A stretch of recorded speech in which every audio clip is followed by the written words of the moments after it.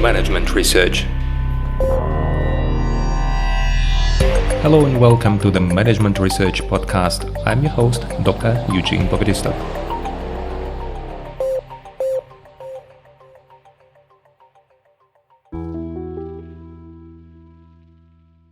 Hello and welcome to the next episode in my mini-series dedicated to the topic of strategic management.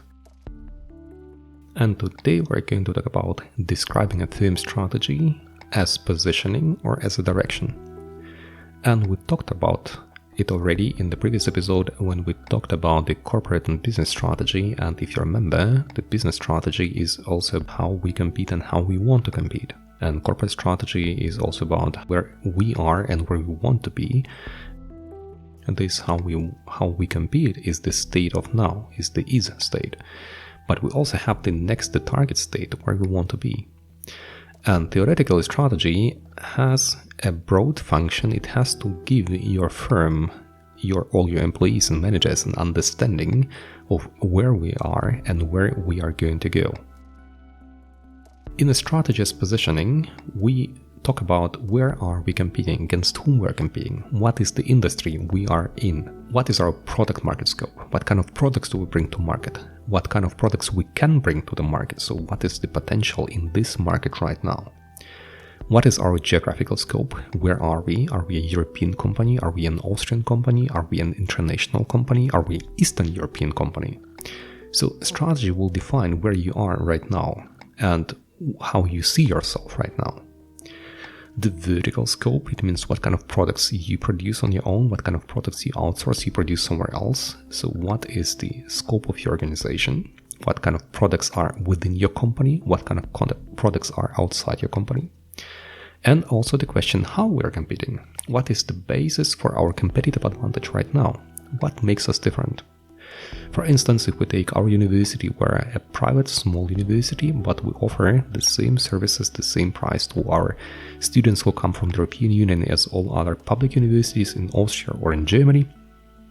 And only for third countries, we offer different prices, but it is the positioning, we're an international university. At the same time, if we see about what is the basis for competitive advantage, we have several things that make our organization unique. First, we focus on entrepreneurship. Entrepreneurship is something that is really interesting in the event of universities. A study I think it was about 7 years ago, showed that the German universities educate students out of the entrepreneurial capacities.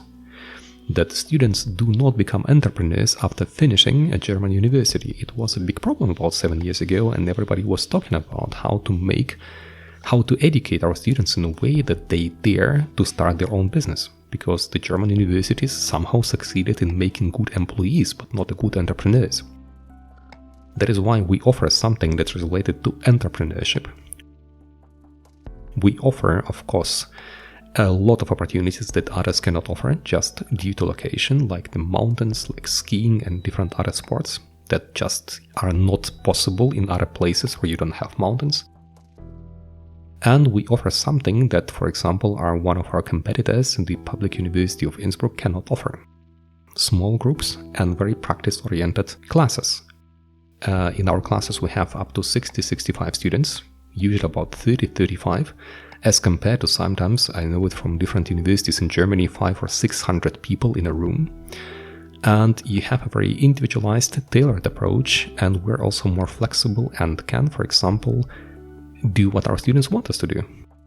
Each time I start a lecture, a class, I ask students what they want me to talk about. If there is an interesting topic for them that I did not or have not included in my class yet, I can do it for the next lecture, for example.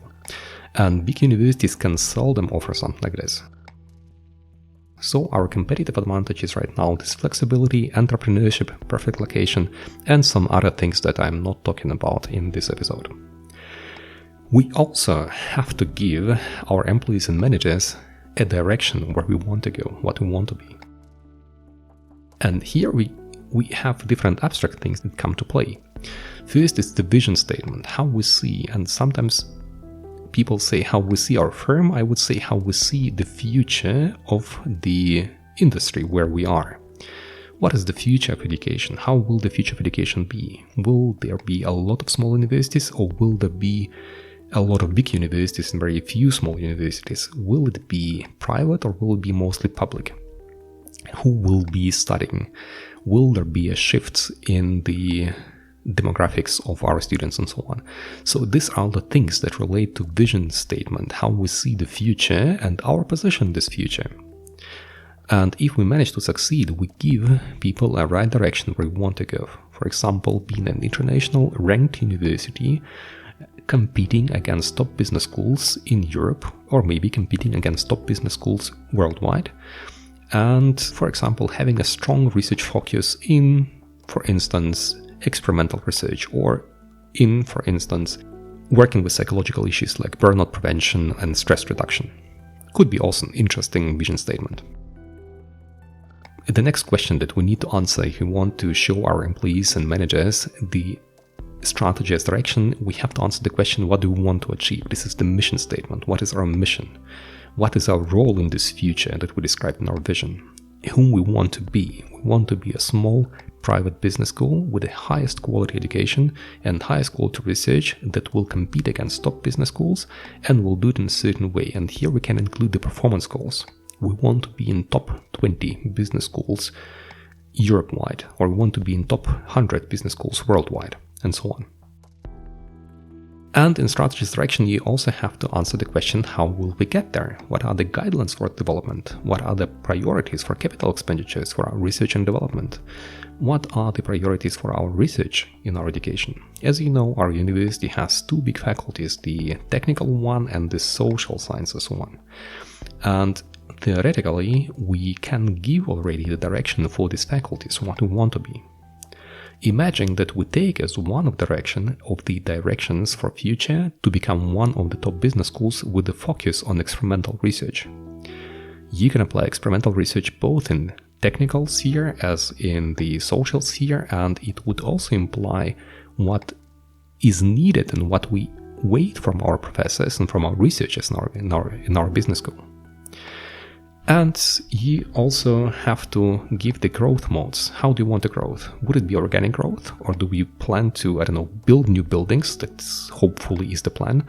Or will we go for merger and acquisition? For instance, we will just buy out one of the business schools that is located in Germany, or another one in Austria that will help us grow and become stronger and achieve the focus that we want to achieve. For instance, if we want to focus on experimental research, do we have an experimental lab? Actually, we do, but we have only a mobile experimental lab. We would need a good one, the real one, and maybe we can find a small business school with an experimental lab that we can simply acquire. That could also work.